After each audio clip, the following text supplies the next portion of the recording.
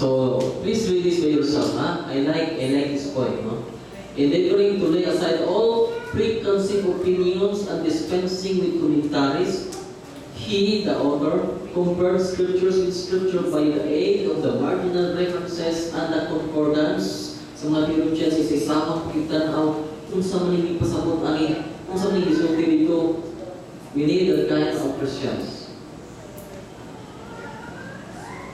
With an intense interest, he studied the books of Daniel and Revelation, employing the same principles and interpretation, and we need a scientific and hermeneutical study of the book of Revelation, good enough that we have now already made research.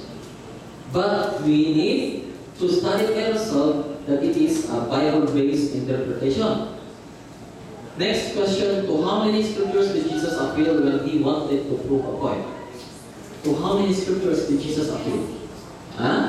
In Luke chapter 24 verses 25 to 27, pila kay scripture? Isa lang ba kay scripture?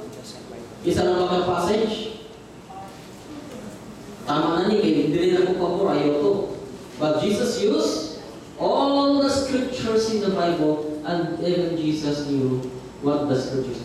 Bulan na karoon ka natin chapter verses. Wala na karoon inay by page, kung wala kong galing chapter verse na page. Sa una, ang scripture sa una, pinalupo pag ina-scroll. And even Jesus, isa doon, kanimuran sa scroll. Wala ito yung page number, gusto kayo pagkitaon, wala yung chapter, wala yung verses. Pag wala ng chapter verses. Pero when Jesus Christ stood out in the synagogue, he read that part of Isaiah, hindi yung asa pagkitaon. Jesus was reading and searching the scripture.